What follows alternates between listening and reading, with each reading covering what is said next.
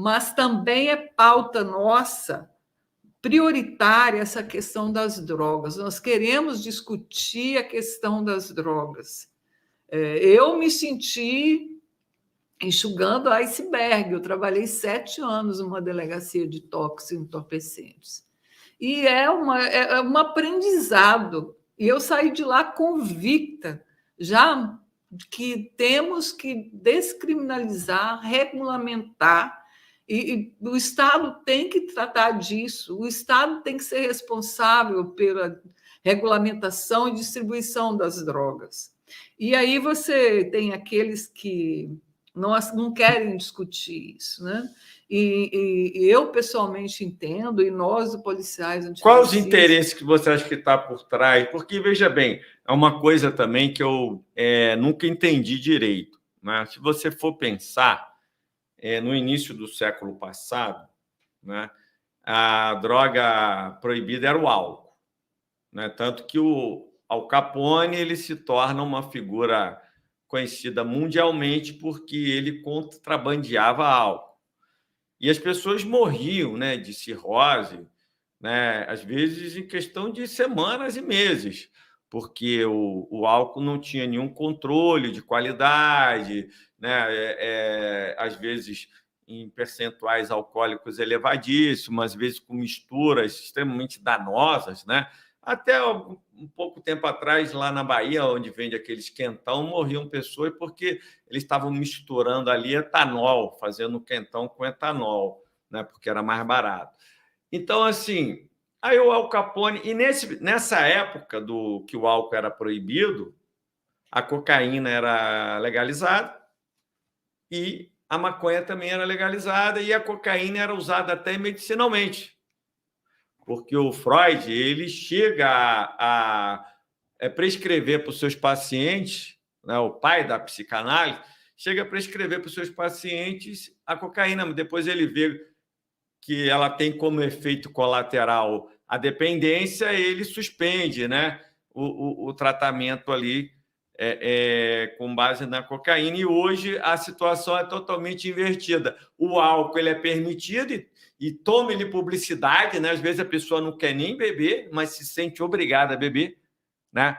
Porque parece que para o convívio social a bebida é necessária. Então é uma droga até que causa uma série de acidentes, violência, né? O próprio cigarro é uma droga que vicia muito mais.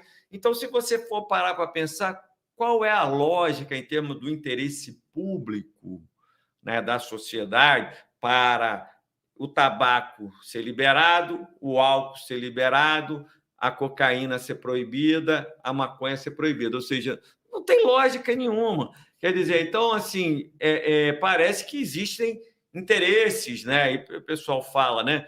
Interesses estadunidenses, né? Porque é um dinheiro que acaba, né, desse contrabando aí tem 1000 teses, né, da conspiração aí e não conspiração, né?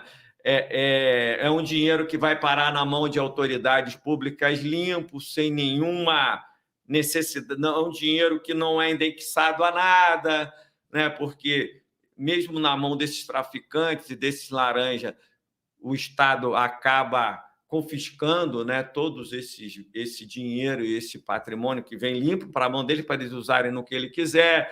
Boa parte também da guerra do combate à droga, né?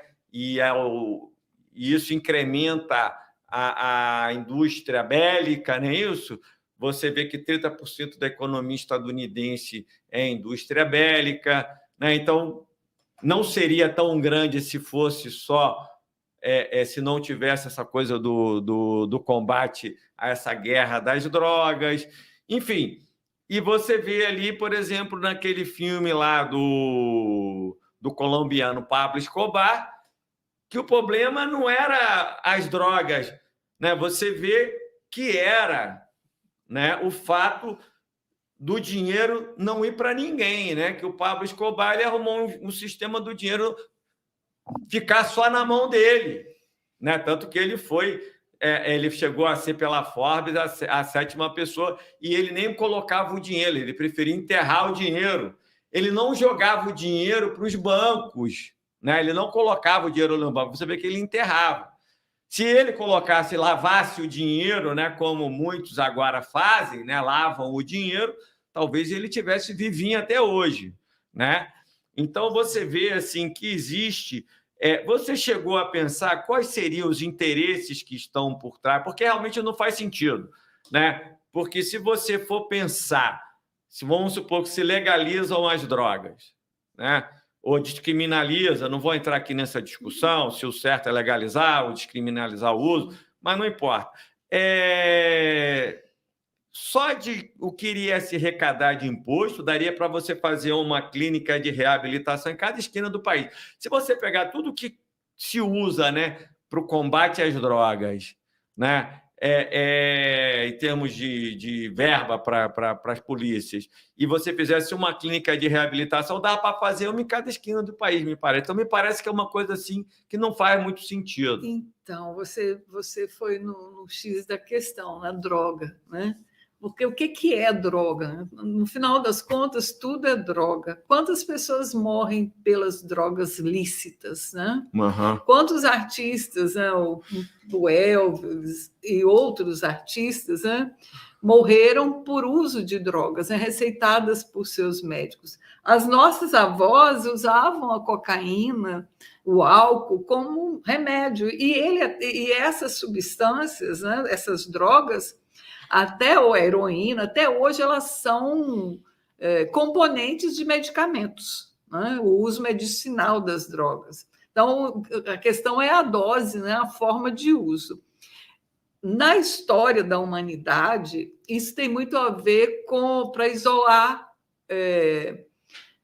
grupos de pessoas. Quando você estuda isso nos Estados Unidos, a maconha foi para isolar os latinos, a guerra ao ópio foi para isolar os chineses. Então, eram pessoas que vinham e começavam a ocupar os postos de trabalho. Então, como que a gente vai se livrar dessas pessoas? Como a gente vai prendê-las ou matá-las? Criminalizando elas. É como se elas não pudessem viver, né? Então, essa questão da droga, ela vem para criminalizar um grupo social e possibilitar a violência contra esse grupo. Entendi.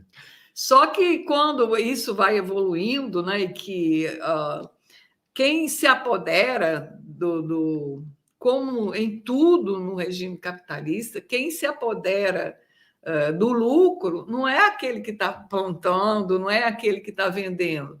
São os grandes capitalistas, são os donos da terra, são os donos do transporte, aqueles que fazem o comércio. Então, e o que é pior, né? Aqueles que fazem a lavagem do dinheiro, né? Porque tem N formas de lavagem, fazer essa lavanderia de dinheiro das drogas, né?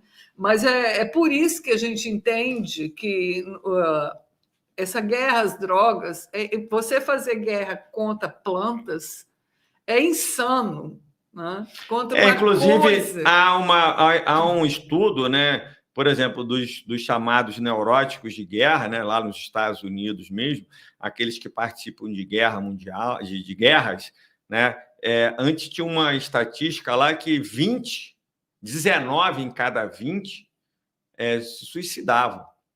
Pessoas que... Isso. Porque nós temos um mecanismo de proteção que, quando você está ali naquela situação extrema, você bloqueia os medos. Né? Você está numa guerra. Se você adoece. Não, né? Você está numa guerra. Se você tiver medo ali, como um policial, você sai. Inclusive, eu vi um negócio incrível, né? Eu comprei um carro na mão do meu pai, né? Nem fui eu, foi meu irmão.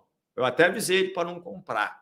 Mas aí fomos lá pegar o carro lá onde meu pai morava, até na Bahia, e fomos para o Rio. Nessa época a gente morava para o Rio. E aí o carro estava com problema de documentação. Aí eu fui pego numa blitz e fui para uma delegacia perto de um morro. Não lembro agora exatamente o bairro lá no Rio, sei que era perto de um morro. E os policiais, rapaz, eles saíram naquela adrenalina como se fosse ir brincar. Eles iam trocar tiro com os bandidos. E eu estou vendo aqueles tiros pipocando, pá, pá, pá. ali perto da delegacia. Eu falei, rapaz, se os bandidos invadirem aqui, eu tô frito aqui, eu vou morrer porque estou no lugar errado na hora errada. Mas por quê? Porque eu falei isso. Quem vive nessa adrenalina, a pessoa bloqueia o medo. Então, você está numa guerra, então você bloqueia o medo para você poder enfrentar aquele desafio. Mas depois tudo vem à sua mente. E essas pessoas que participam de uma guerra, elas vêm e muitos enlouquecem e cometem um suicídio, porque não conseguem tirar aquele trauma, né, da mente deles. E você tem pesquisas de usos de alucinógenos muito melhores, por exemplo, do que o Rivotril, né? O Brasil virou o país do Rivotril. E você tem ali estudos que mostram que desses chamados neuróticos de guerra, que cometem o suicídio, quando eles usam medicinalmente o MDAD, a maior parte não comete o suicídio, porque essas substâncias alucinógenas, eles fazem outros caminhos pelo cérebro, né, de ligação de neurônios, que acabam salvando a pessoa, tirando a pessoa daquele quadro depressivo, diferentemente, por exemplo, de um Rivotril que anestesia a pessoa fica até lesada, né? A pessoa não faz nada, né? Não se mata, mas também não faz nada porque não tem ânimo para fazer nada. Então, assim, a gente vê essa contradição, mas... Muito interessante isso, se você me permite. Claro. Porque as drogas, elas são medicinais, né? Eu estava andando com meu neto um dia desse, ele tá com 10 anos agora. Aí, acho que ele tinha uns 8. Nós passamos perto de uma drogaria, ele falou assim, vovó, o que vende ali? Eu falei, drogas, né? Nós todos estamos no meio das drogas, né? Então, isso é um fato. O que não se justifica é a guerra às drogas. Aí, quando você traz essa questão dos morros, né, do tiroteio, da precaução e do medo da polícia, né, e desse acordo tático, né, que existem entre policiais e bandidos, né, nas periferias, né, porque morre muito, polícia mata muito e também morre bastante, né, no Brasil. Tem até um ditado que diz que nós somos a polícia que mais mata e que mais morre.